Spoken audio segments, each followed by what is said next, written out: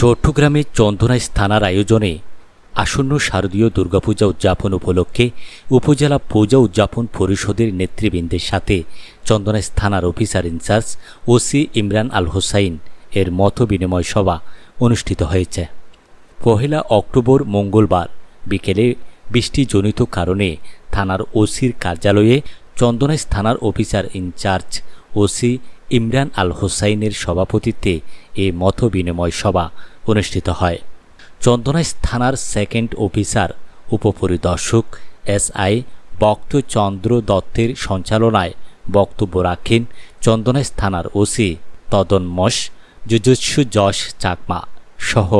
উপজেলা পূজা উদযাপন পরিষদের সভাপতি, সাধারণ সম্পাদক ও পৌরসভা এবং ইউনিয়ন পূজা উদযাপন পরিষদের নেতৃবৃন্দ।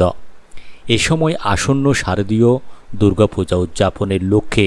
উপস্থিত বক্তাদের বিভিন্ন বিষয়াদি এবং সমস্যা নিয়ে মত বিনিময় শেষে উপজেলার ২টি পৌরসভা ও ৮টি ইউনিয়নের সকল পূজা মণ্ডপে শান্তিপূর্ণ ও উৎসব মুখর পরিবেশে পূজা উদযাপন করার জন্যে ঊর্ধ্বতনের নির্দেশানুযায়ী আইন শৃঙ্খলা বাহিনীর পক্ষ থেকে সকল রকম সহযোগিতা করার আশ্বাস প্রদান করেন ওসি ইমরান আল হোসাইন।